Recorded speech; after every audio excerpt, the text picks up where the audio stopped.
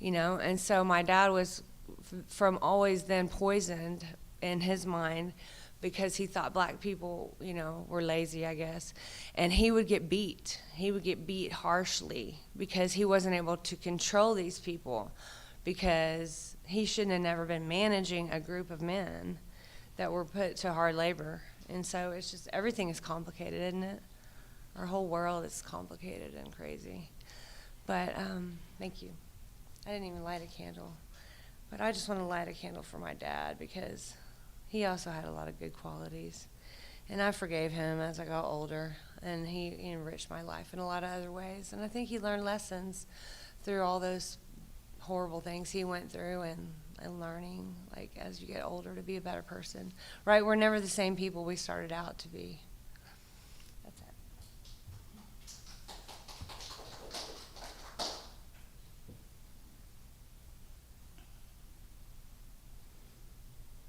And one final candle for a father. My father-in-law, Janie's dad, Elmer Harris, has been in the hospital all week. He the funny part of the story is that the electrician who came to change out the plug for the new dryer fiddled with all of the breakers so that we had no air conditioning started going down on Friday. By Monday, when I couldn't get him out of the hottest room in the house, which was his favorite room, and he finally became kind of unresponsive, and we ended up calling the ambulance, and he went to the hospital with heat stroke. His temperature was 102 when they picked him up, and then a small heart attack, and eventually a heart cath on Friday, and various things. Anyway, I had a wonderful first father, and I'm pleased to say that my second father has been equally lovely and supportive, even though when I try to get him to move, to keep a little muscle tone going, he threatens to poke me in the eye. But he worries about his big worry while he's been in the hospital has been that the dogs were going to forget him. So I don't think he needs to worry about that one. But anyway, he's getting better, and once he gets some strength back, then I anticipate that he'll come home, or he'll be in rehab for a while first. Anyway, that's for my two dads. And a final candle for all the joys, sorrows, and concerns deeply felt today, but not spoken aloud. And we welcome Jean back again with a reading.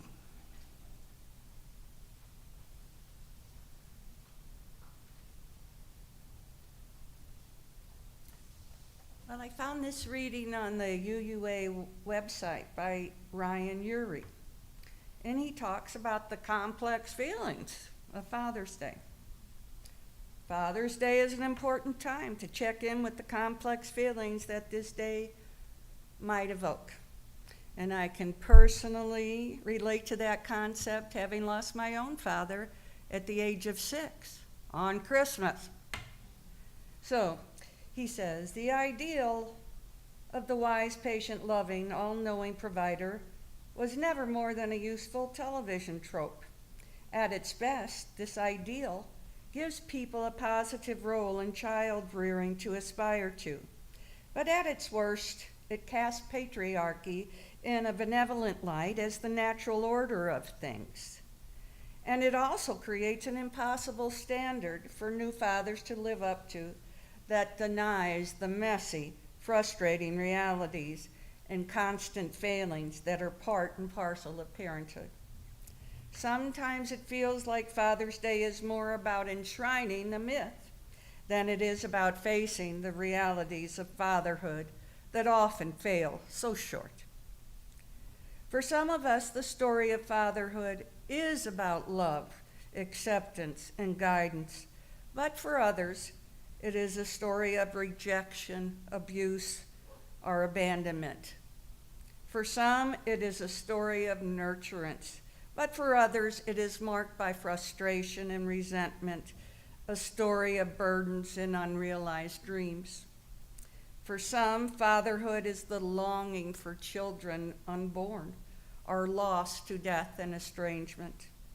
Many of us have no father story at all. Whatever your story and your feelings about having or not having, being or not being a father, we honor your unique experience this day.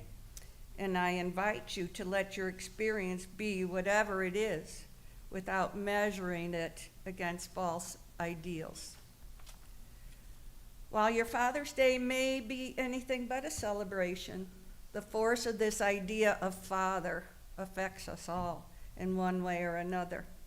So let us take a moment to go inward and experience the thoughts and feelings we have around the concept of father. If what you're feeling is love, then I invite you to bask in that warmth and let it fill you. If what you're feeling is pain or rage, then hold it gently and listen as it wails its lament. If what you feel is sorrow, let yourself be slowly rocked by its waves. And if what you experience is the longing of a child abandoned, then cradle that inner child and offer it the unconditional acceptance and love it yearns for.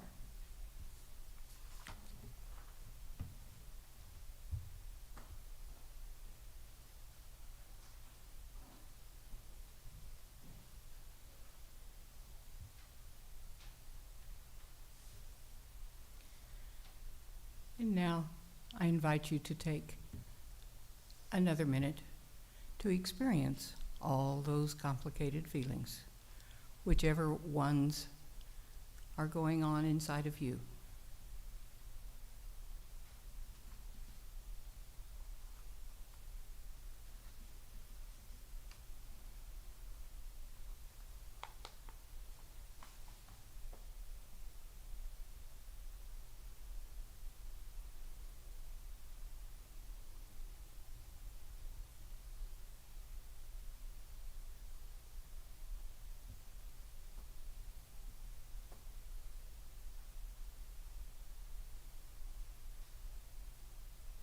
And now we welcome you back to join us.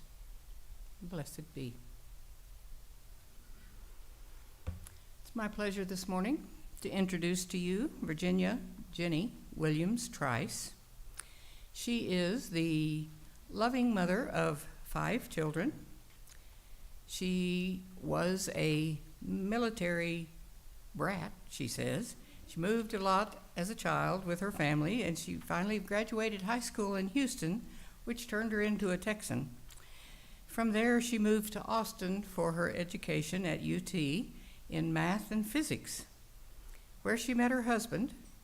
They moved in 2004 to Hereford, and she was able to finish her education at WTAMU.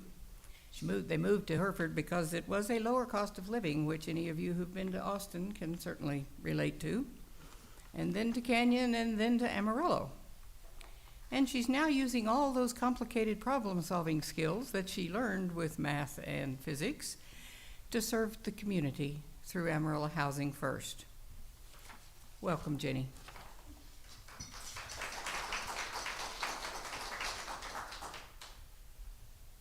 Thank you all for having me here today. I think we presented maybe back when we were first founded in 2016, and your congregation has been of great support. We couldn't do what we do with Amarillo Housing First without the community support. So it's an honor to be here again, and it being Father's Day and the Juneteenth Day and the start of Pride Week, very much an honor to be here. So I will start our little PowerPoint here that'll go along with what I talk about. Let's see. One more. So I'm with Amarillo Housing First. I think we already established that. So I think as Claudia was mentioning before service started, housing first is the approach that we get people into housing first, and then we can address any sort of underlying issues that might have led to their homelessness. So we go straight from homelessness into housing, and then that's when we address any sort of services that they're going to need to obtain to become stable. Our goal is to have people reintegrate back into society. We do scattered site housing so that people can choose what neighborhood they want to be in. And we've got people all the way from Eastern Boulevard over to, I think Coulter is probably the furthest west that we have people at. And then we're all the way to the top of 24th and Grand area, northwise, and then down south. I think the furthest exit down there is off of Republic. So we've got a pretty wide area that we're covering with seeing people in housing when we do home visits and stuff. Currently we have 60 households that are getting intensive case management, and we're hoping to grow that. Over the course of our history, since 2016, we've served over 500 households. Not all of those have been on our case management. Some of those have been through the Ending Veteran Homelessness Project and referrals from domestic violence shelter and other agencies that are needing help with, getting supplies and stuff. And I'll kind of show you some more of what we do.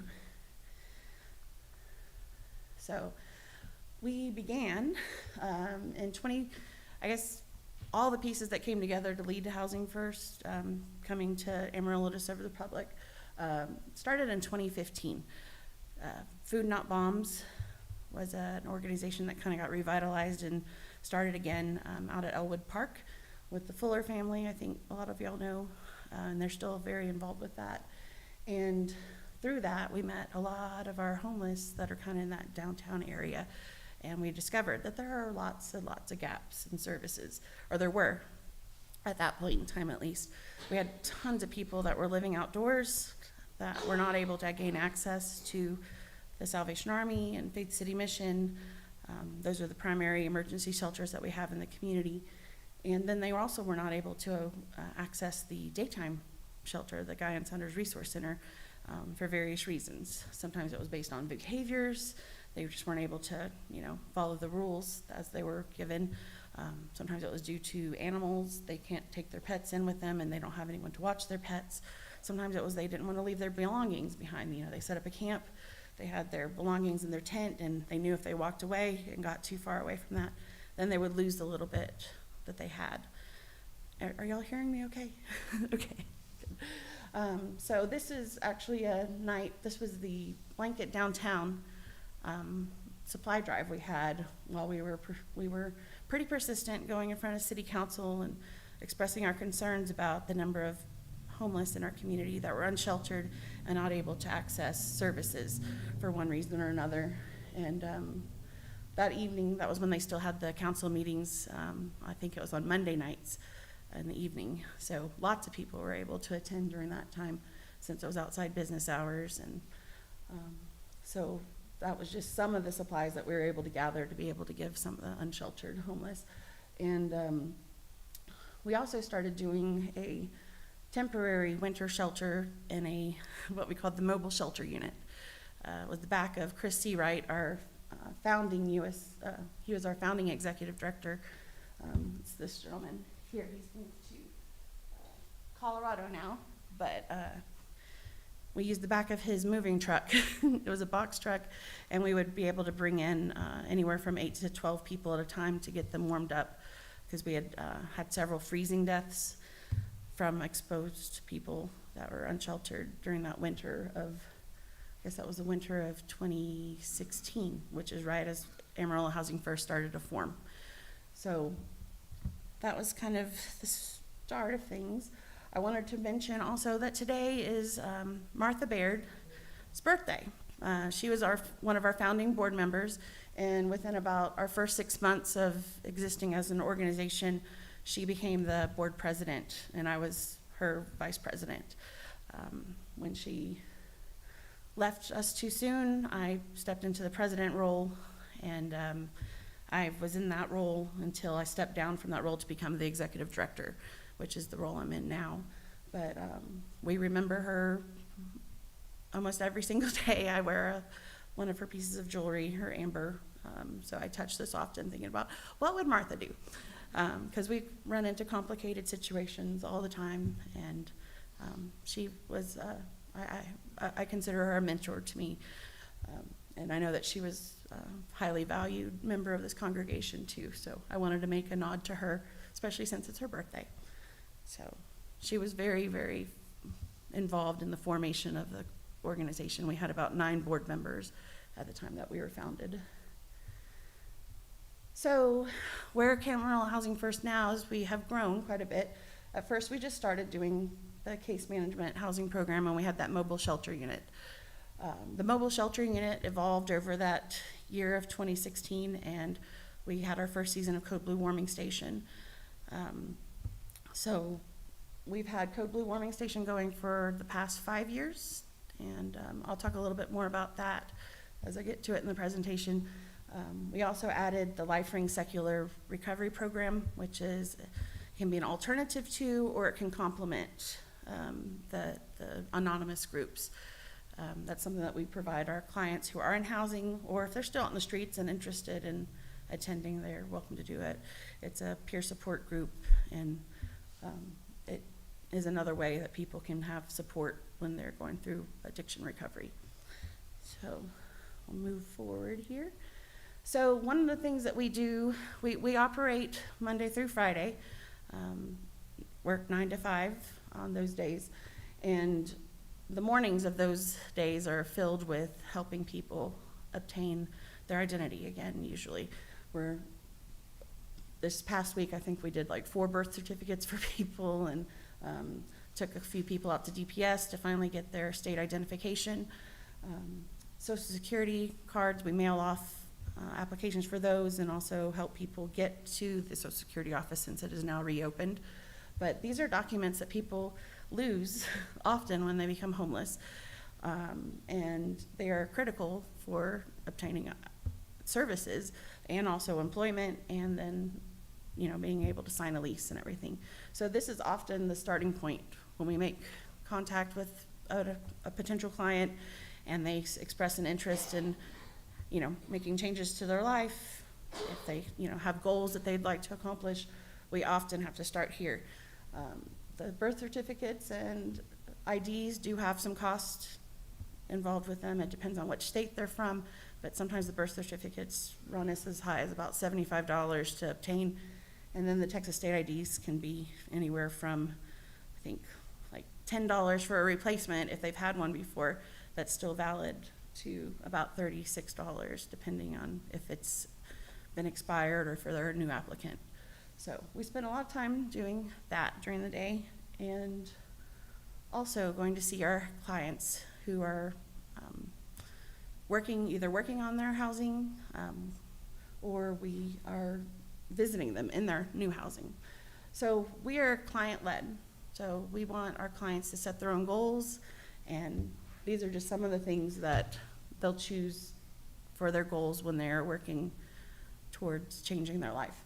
So a nod to Father's Day, family reunification.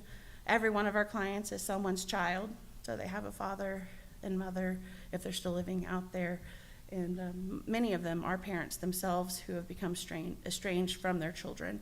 So family reunification is usually a huge goal. If it's not one initially, once they start feeling more confident and have gotten stabilized, that's something that often, I would say probably in 90% of our clients, they want to get reconnected to people that they've become estranged from in their family. So we also work really hard to get them enrolled with services at J.O. Wyatt if they don't qualify for Medicaid and Medicare. Also income streams, whether they are able to work or not. We have a social worker that does assessments, and we partner with different agencies to help them apply for benefits if they look like they might be eligible for disability benefits, if they've gotten to an age where they might meet requirements for with their work history, retirement through Social Security also. So we're constantly networking with a lot of the local agencies, not just the homeless service agencies, but all the just human services agencies in town too. So that's one of the things that we specialize is connections to resources. Our phone rings off the hook Monday through Friday, even on the weekends. We still get people calling, and if we're up at the office, we'll even help on the weekends get people connected to resources. Whether they qualify for our program or not, whether they're homeless or not, if they reach out to us and say, hey, this is a situation, we try to get them connected to the different resources in the area. And so once we have identified a candidate who's interested in getting into housing, we have to do all that identity work and stuff usually first, or it can be going. We have a few landlords that will work with people that are still working on their identification. But we'll start a housing search, and we have a bank of landlords that'll work with people that have colorful backgrounds. We have people that, might have a criminal background history. They might have really horrible rental history, especially if they lost their housing due to an eviction. So they might have a court eviction on their record. Also credit.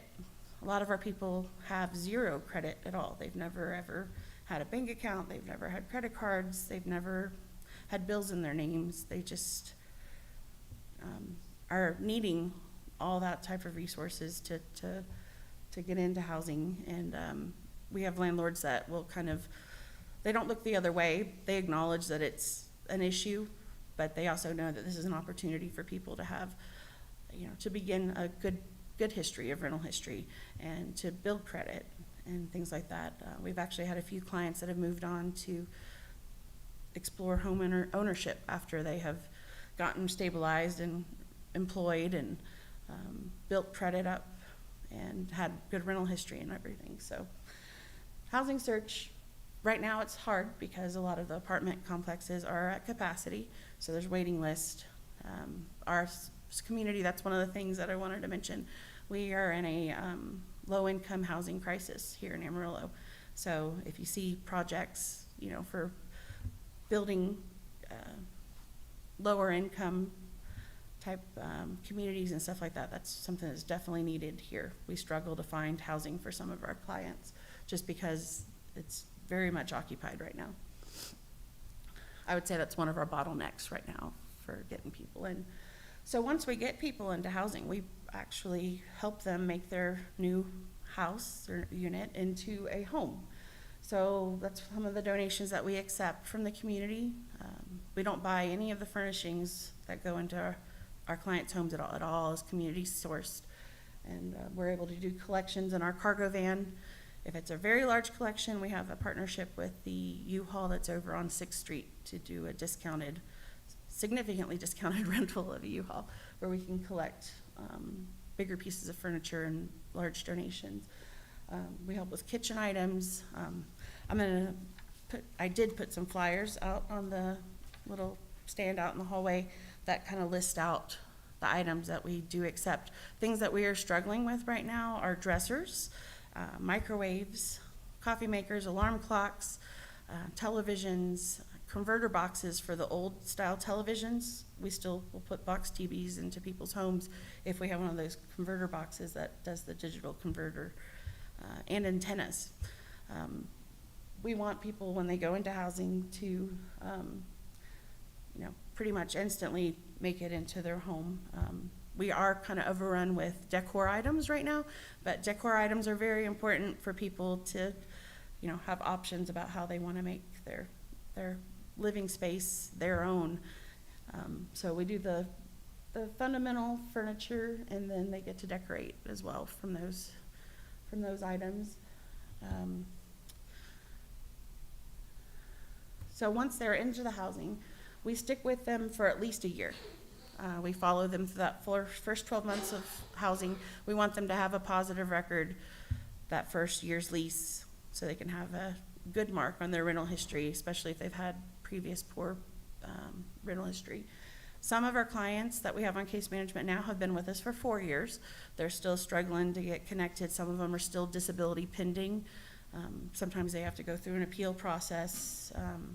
with that disability application. But we stick with them until we feel like they have actually been, our social worker can say that they are self-sustaining and know their resources and are able to navigate, their neighborhoods and get connections to all the services that they need.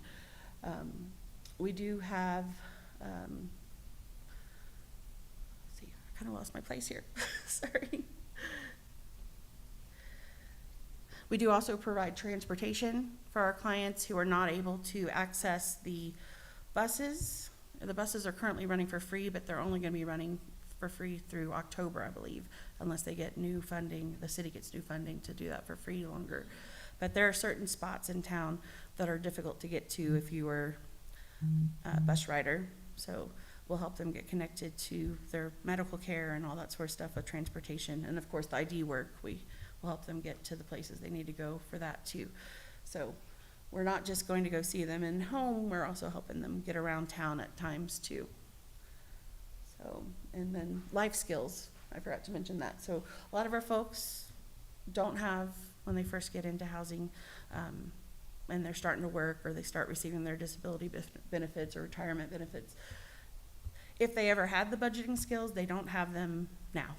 So we do a lot of, every time we visit, especially at the first of the month, we're like, okay, did you get your bills paid? We go over, the income they do receive, making sure that they take care of those very important bills first before they have money left over to spend on recreational type things. So that and learning to cook. A lot of our folks, they've been out in the streets. We're working with people who've been out in the streets or in shelters for over a year. And a lot of them have been out there a lot longer than that. I think the longest time that we've had anyone be out in the streets, and he's still on our case management actually, is a gentleman who's over off of Eastern. He's in a duplex over there. He's been in housing for 3 years now. But he was out there for about 24 years, living in the alleys out on the east side of town. He had a tent some of those years, and some of the years he was out exposed in the elements. When we met him, he had 2 cats living with him in the tent, and he was able to move one of those cats in with him. The other one passed away before his housing, but he's doing really, really well. He's receiving Social Security retirement, actually, and what we're sticking with him for is he's still experiencing quite a bit of health problems and is not the best advocate for himself as far as remembering when those appointments are and stuff. So we don't see him on a weekly basis anymore. We go see him about every 2 weeks just to check and make sure he's doing okay. So we can kind of scale back those case management services to accommodate, if someone's been with us for a long time and we just want to be able to stick our eye in, see how they're doing and make sure that they're remembering their appointments and stuff like that. So when they first start with this case management wise, we're seeing them weekly though, at least as a minimum. So I wanted to talk a little bit about the Life Ring program, since that's the newest thing that we've added.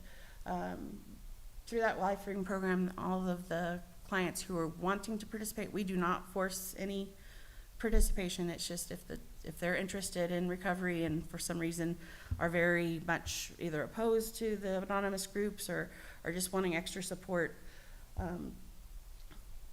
this is a workbook that they go through, and it has those different units, how their addiction has affected their lives in these different areas. It's a very different approach from the anonymous groups. Anonymous groups try to, they tend to take the locus of control and put it with a higher power, and so that's why it's considered a secular recovery, because it's putting that power within yourself and kind of doing some self-reflection and analyzing how it's impacted your life.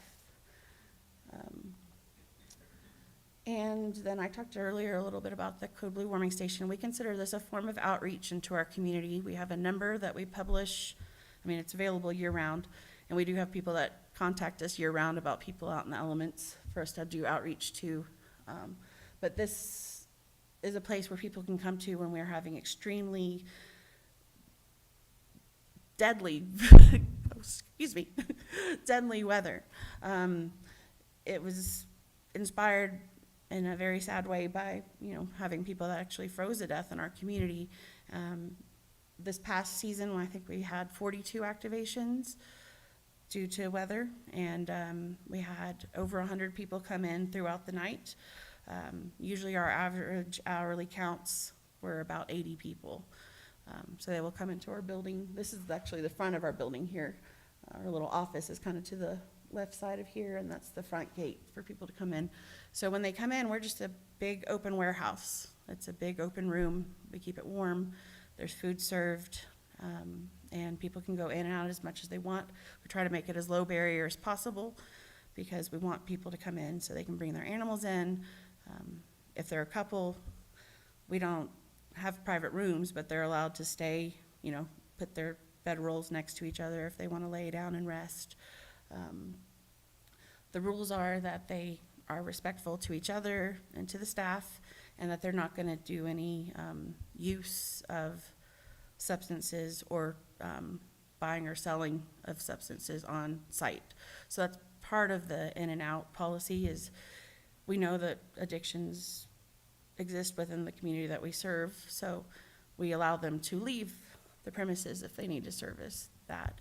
And we don't try to do any sort of changing. We let them know about what services are available. It's a point where we can give them the flyer, even that's out there for y'all to look at, to let them know what they do have available to help them if they do want to help themselves. And so that's overnight. That operates from 7 p.m.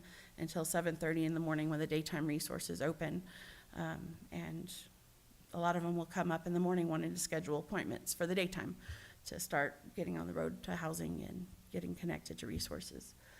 So we also offer volunteer training for our folks that come and help with clients directly. There's an opportunity to learn more about the organization. We have an LPC in town who is a board advisor to us, Lucas Day, and he's actually an addiction counselor. And he comes in and does presentations to folks who have expressed an interest in volunteering directly with our clients through either Code Blue or through Amarillo Housing First.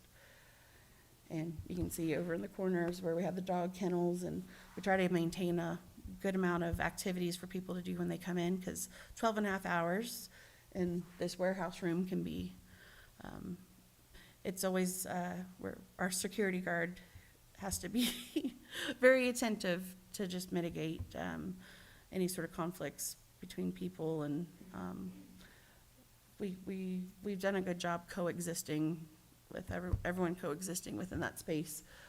Sometimes we'll have to tell people, okay, you on this side of the room, you on this side of the room. But everyone comes in for survival's sake. So I found this in one of Martha's old presentations that I think she made to y'all originally.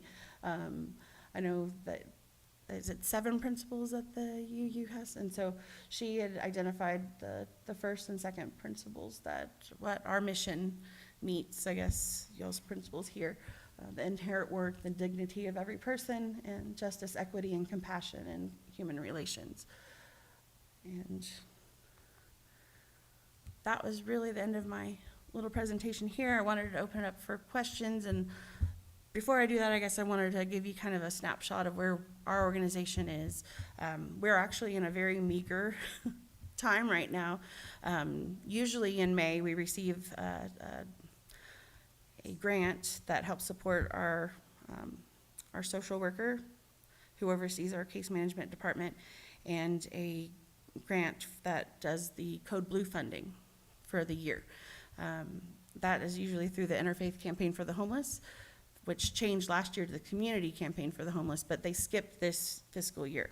So we're kind of suffering a gap in funding right now. And so in addition to the donations that are listed here, as far as like household donations and things that we can use for our housing clients, and then the donations we can use for Code Blue, we also are asking the community if they could help with cash donations so that we can make sure that our rent is paid and our utilities are paid, and that at least the first part of the season of Code Blue, we're able to pay that security officer who comes in.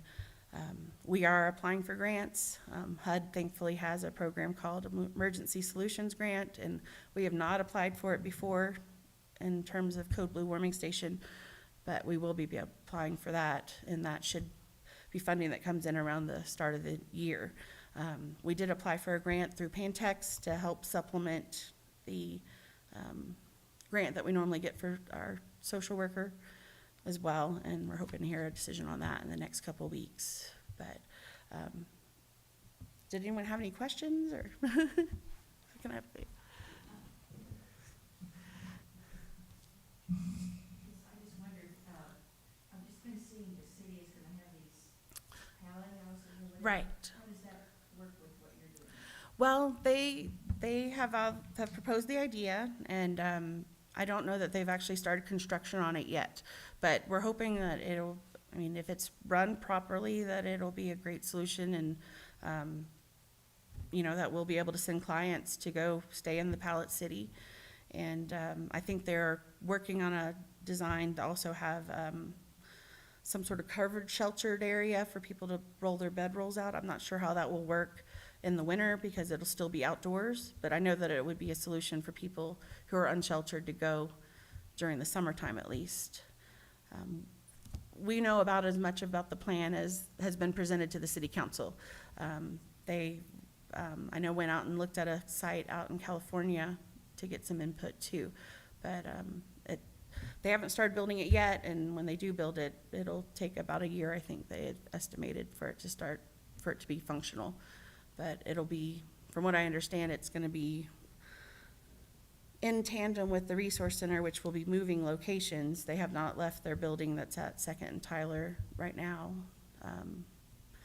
But that's really all I know at this point in time.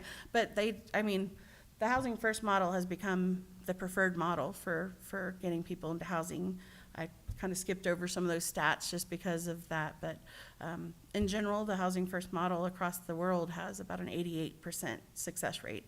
We're operating within Amarillo Housing First with a 91.4% success rate right now. And we're hoping that we'll be able to partner with the city and continue to, you know, help people get out. I mean, the whole goal is to try to end homelessness in our community. So, does anyone else have questions? Paid staff, we have 4 people that are on payroll currently. And then we have occasional times for day labor with some of our clients to come in and help with stuff. But we are still very much reliant on volunteers in the community. And then we're hoping, actually, one of the grants that we submitted to the CDBG program, which is through HUD, and I think it's being considered right now, that would be adding another full-time social worker to the staff and would allow us to grow the housing program and add another 15 clients to the intensive case management part. Did you have a question? 2 questions. Sure. Do you work with the HUD housing? Yes, very much so. So when we are getting people into housing, there are a small subset of folks who are already working while they're out on the streets. And in the cases of those, they sometimes don't qualify income-wise for HUD housing. And we're able to just kind of help them with those boundaries of, you know, deposits, application fees, and their furniture, and getting through the whole application process. But I would say the majority of our clients that are on case management right now either have a voucher through Panhandle Community Services or the City of Amarillo. Those are our 2 housing authorities. With Panhandle Community Services, we can help people sign up for those services. They have an online application if they're needing that rental support. And for the majority of our clients, we turn in batches of names to the City of Amarillo. This past January, they gave us 20 vouchers, I believe, to use. And then a couple weeks after that, we got another 5. These were the emergency vouchers that if people at the end of 4 to 6 months, if they're still needing that rental assistance, they'll roll over to a housing choice voucher, which is a permanent voucher, but that will be through City of Amarillo. So we do partner with them through their HUD department already, and that's why I'm hopeful that we'll be able to partner with any sort of Pallet City solution that they're getting into motion too. And my second question was, once a year, I don't know what it's called, Amarillo Gives or something like that. Right. That Amarillo Area Foundation Mhm. hosts. Are y'all listed on there Yes. for contributions? Yes, we do. We do the Panhandle Gives. And it is part of that Giving Tuesday event that follows Thanksgiving. And yes, we've been participating in that for about, I think, 4 years now. And there's ways that you can choose certain amounts. You know, I think the lowest, if you choose one of the buttons, is like $25, and that's for the identification work. And then we have up to $1,000 that helps us pay our rent. But people can choose their own amounts if they want to donate to that too. And that gets amplified through the Amarillo Area Foundation. They have an amplification fund. So you give a certain amount and it turns out to be a higher amount once it's matched by them. It's not an equal match. It's not like a 1-to-1 match, but it is a percentage. But did anyone else have questions? Do you have a suggestion about the people who are on the corners begging, and some of them are better dressed than we are, and some look like they haven't had a shower in 2 years? What can we do to help us? Is there anything you all? Yes. Well, we do outreach, and we're familiar with a lot of the folks that are out there on the corners. What we've learned over the years doing Code Blue and stuff, some of those folks are just, they're not homeless, actually. They're out there, they've learned that they can go out and stand on the corner for a couple hours and bring in, $60 to $100. It's a very high pay rate if they're willing to go and, they call it flying a sign. And so we get messages about them, especially during the wintertime, a lot. People concerned about them being out in the weather. We'll go out and engage with them and say, hey, we've got a place you can bring your stuff with you. You can, if they've got a shopping cart, we'll load up their whole shopping cart because we don't want that to be a reason why they stay out. If they've got animals, you can bring your animals with you. And they'll say, oh no, I got a hotel room, or my house is right down the street. This is the best time to make money. Why do I want to leave? Because people do, it pulls on your heartstrings. Now there are truly some people out there who are struggling, and I don't know exactly how to tell you to identify what the difference is. As a organization, we have a policy that we don't hand out money to people. If they're needing, we let them know information, tell them about the emergency shelters that do exist. If they're needing food, we help them attain food, and we'll hand them food. And that's a good way to test, I would say, maybe is oh, hey, I see you're out here. Can I go get you some food? And if they say no, then they're probably out there trying to get money for other purposes. But a lot of times people are out there earning their money for their hotel room for the night too. So I'm sure there are.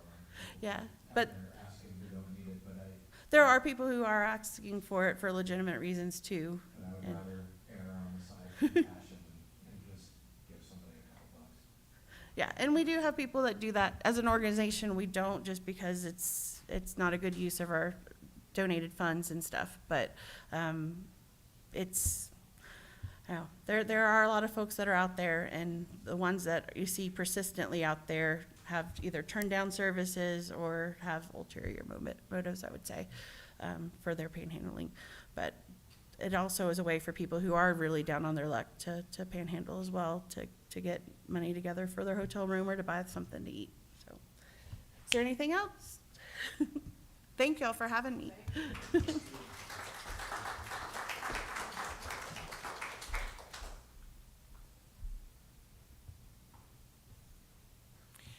Thank you very much, Jenny, for presenting that and for all the work that you do for all the folks around town who need it. It is, let's see, our congregation is entirely self-governed by democratic process, and one of the privileges of our free church tradition is to provide all of the financial support for our many ministries from among ourselves. Generosity, therefore, is one of the spiritual values we recognize as central to our personal and our institutional well-being. You are now invited to participate in the blessing of giving as the bowls are passed among you to accept the gifts from the congregation. Thank you.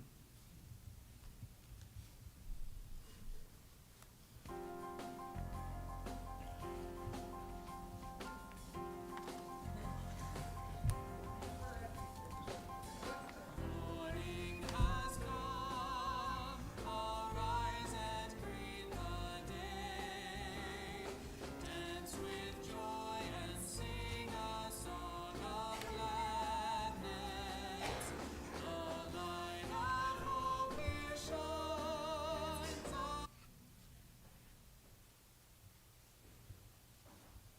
Okay, events for the week. Starting on Monday with the Nothing Much Buddhist group. They meet on Zoom. If you would like more information, they do have a Facebook page. You can contact the leaders of the group, who are Rick Todd and Tony Tackett, and they'll be happy to get you connected. The book club, led by our own Dick Mosley, meets every fourth Tuesday of the month, which I believe would be the Tuesday coming up. No. The following Tuesday. Thank you. They do meet here.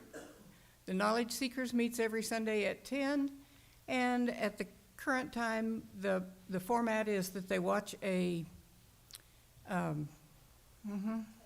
TED Talk, thank you, for about 15-20 minutes, and then they have 15 or 20 minutes to discuss it. And I'm sure it's very interesting. The TED Talks that I have heard have always been very thought-provoking and good discussion material. Next week we have ministerial intern from the First United Church in Albuquerque, Matthew Pargeter Villarreal. His topic is Rise Like a Phoenix. And it will be about that relates to pride. And we're going to pass out flyers at Pride to invite anybody that wants to come that Sunday. Okay, excellent. So we might have a big crowd. All right, we hope. And Pride next Saturday, as Janda already announced, from 3 to 10 out at the Starlight Ranch. Which is different from Starlight Canyon, right? Which always confuses me. Anyway, $5 suggested donation per group. Come, there will be lots of fun things going on. In addition to our adult booth, we will have a booth for our kids who will be offering bracelets and assorted other items for people to make a suggested donation that will go toward the Trevor Project. We're also going to be auctioning a beautiful handmade quilt that Amanda has made. So there will be it's a raffle, not an auction. Anyway, an opportunity to purchase the ticket, and then we'll draw the winning ticket on Sunday next week. We have lots of openings for volunteers for all kinds of jobs, for worship assistant, for readers, for if you are interested in working with the children on an occasional basis, we do ask that you participate. We need to get your name to Amanda and to Harrison, who will see that you are connected with a brief online training and get some background information on you so that our children are kept safe. We don't have a lot of children at the moment, but the ones we have are wonderful. So we invite everybody's children to come. And now it's time to extinguish our chalice, which we know is only the flame that we see, not the flame in each of our hearts that we carry with us until we come back.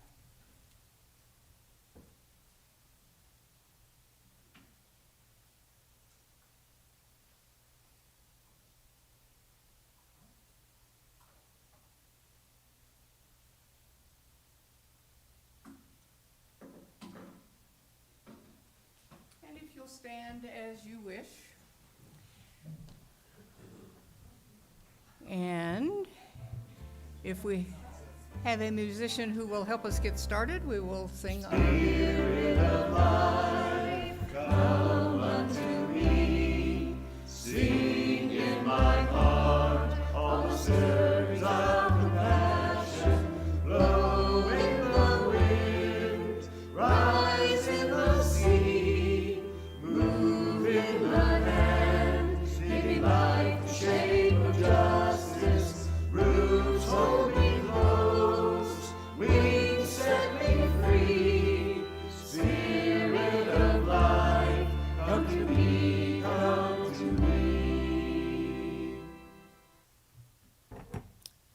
May the fellowship of this hour touch and move our lives until we come again together. Come gather round, people, wherever you roam, and admit that the waters around you have grown, and accept it that soon you'll be drenched to the bone.